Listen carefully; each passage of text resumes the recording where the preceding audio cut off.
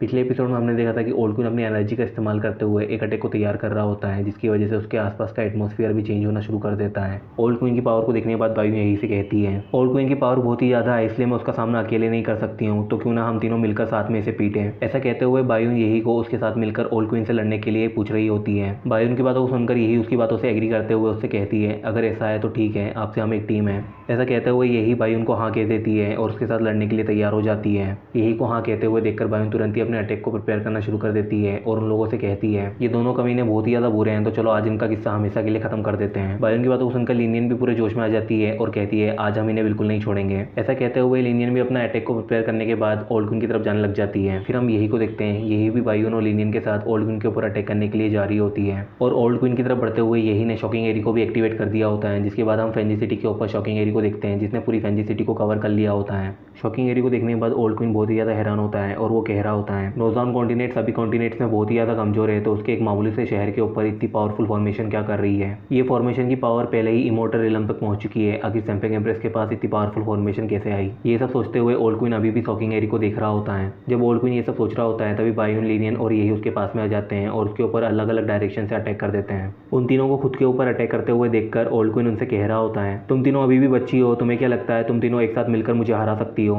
तुम तीनों सचमुच मेरे हाथों से मरना चाहती हो? ठीक है, मैं तुम्हारी ये इच्छा भी पूरी कर देता हूँ। ऐसा कहते हुए ओल्ड क्वीन अपने हाथों में किसी तरह के ऑर्ब को निकाल लेता है, जो कि बहुत ही ज़्यादा थंडर कास्ट कर रहा होता है। जिसके बाद ओल्ड क्वीन उस ऑर्ब की पावर को यूज़ करना शुरू कर देता है, जिसकी वजह से वहाँ पे बहुत ही पावरफुल थंडर वेव्स बन रहे होते हैं। यही जब ओल्ड क्वीन को उस थंडर ऑर्ब को कंट्रोल करते हुए देखती है तो बहुत ही ज़्यादा हैरान होती है और समझ जाती है कि वो ऑर्ब बिल्कुल भी मामूली नहीं है और उसकी पावर शॉकिंग एरी के बराबर ही है। फिर हमें उस ऑर्ब को दिखाया जाता है, ओल्ड क्वीन ने उस ऑर्ब को शॉकिंग एरी की तरफ फेंक दिया होता है, जिसकी वजह से शॉकिंग एरी के अंदर बहुत ही ज़्यादा थंडर क्लाउड बन जाते हैं, जिससे थंडर कास्ट हो रहे होते हैं, जिसकी वजह से फेंजी सिटी के ऊपर लगातार थंडर वेव्स गिर रहे होते हैं और फेंजी सिटी को डैमेज कर रहे होते हैं। इसकी वजह से फेंजी सिटी के सिटीजन्स काफ़ी ज़्यादा डर जाते हैं और अपनी जान बचाने के लिए वो उन लाइटनिंग से बचते हुए भाग रहे होते हैं। फिर हमें लिनियन को दिखाया जाता है, लिनियन इस वक्त ओल्ड क्वीन के पीछे होती है और अपनी तारों बेल से उसके ऊपर अटैक कर देती है, जिसकी वजह से ओल्ड क्वीन तुरंत ही लिनियन के अटैक को रोकने के लिए उसकी तरफ बढ़ जाता है। लेकिन तभी यही जल्दी से उड़ते हुए ओल्ड क्वीन के ऊपर पहुंच जाती है और गिरते हुए अपनी स्वॉर्ड से एक पावरफुल अटैक उसके ऊपर कर देती है। ये देखकर ओल्ड क्वीन थोड़ा सा हैरान होता है और अपनी जगह पे खड़े होकर उन दोनों को देख रहा होता है। तभी वहाँ पे बायन भी अपने मूनस्फीयर को लेकर अटैक करने के लिए ओल्ड क्वीन की तरफ बढ़ रही होती है। ओल्ड क्वीन जब उन तीनों को एक साथ खुद के ऊपर अटैक करते हुए देखता है तो वो तुरंत ही अपने लाइटनिंग ऑर्ब को अपने पास बुला लेता है,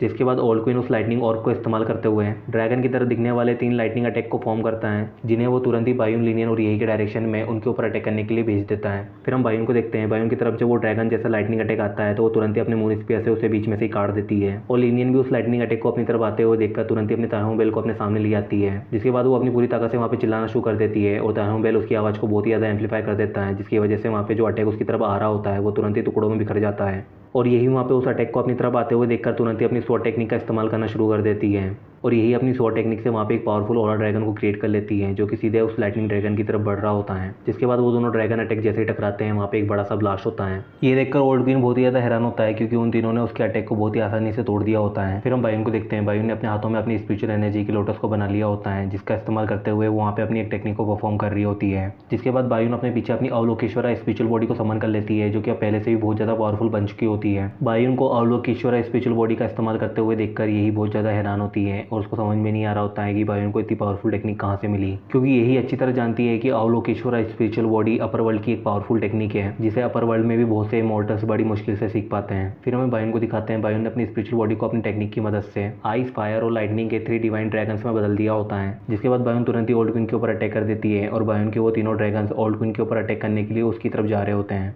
बायून के उस अटैक को देखकर ओल्ड क्वीन तुरंत ही अपने लाइटिंग ऑर्ब से अपने आसपास एक तरह की शील्ड को फॉर्म करना शुरू कर देता है और अपनी उस शील्ड को बनाते हुए ओल्ड क्वीन बायून से कहता है, तुम्हारा ये मामूली सा अटैक मेरा कुछ नहीं बिगाड़ सकता। ऐसा कहते हुए ओल्ड क्वीन खुद को एक लाइटनिंग की शील्ड के अंदर कवर कर लेता है, जिसके बाद बायून का वो पावरफुल अटैक ओल्ड क्वीन की शील्ड से टकरा जाता है। ओल्ड क्वीन की वो शील्ड इतनी ज़्यादा पावरफुल होती है कि वो बायून के उन तीनों ड्रैगन्स के अटैक को संभाल लेती है और उनको पूरी तरह से खत्म कर देती है। बायून के उस अटैक को खत्म करने के बाद ओल्ड क्वीन अपने ऑर्ब को कंट्रोल करते हुए अपने ऊपर की उस शील्ड को हटा देता है और वहाँ पे जोरों से हंस रहा होता है। हालांकि ओल्ड क्वीन की हंसी ज़्यादा देर नहीं चलती, क्योंकि उसे तुरंत ही अपने ऊपर एक पावरफुल बीस्ट के होने का पता चल जाता है और वो अपने ऊपर देखता है तो वहाँ पे ताहूं बेल होती है, जिसके ऊपर एक पावरफुल फिनिक्स होती है, जो कि वहाँ पे ताहूं बेल के चक्कर लगा रही होती है। ये देखकर ओल्ड क्वीन बहुत ही ज़्यादा हैरान होता है, क्योंकि ये फिनिक्स भी एक समनिंग बीस्ट होती है, जिसे उसके ऊपर अटैक करने के लिए समन किया गया होता है, लेकिन ये उसके ऊपर अटैक करने की बजाय वहाँ पे ताहोंग बेल के चक्कर लगा रही होती है। फिर हमें उस फिनिक्स को दिखाया जाता है जिसे लिनियन ने समन किया होता है और वो फिनिक्स वहाँ पे ताहोंग बेल के चक्कर लगाते हुए वहाँ पे जोर से चिल्लाना शुरू कर देता है, जिसके बाद ताहोंग बेल उस फिनिक्स के साउंड को बहुत ही ज़्यादा बढ़ा देता है, जिसकी वजह से उस फिनिक्स की आवाज़ एक तरह के साउंड अटैक में बदल जाती है,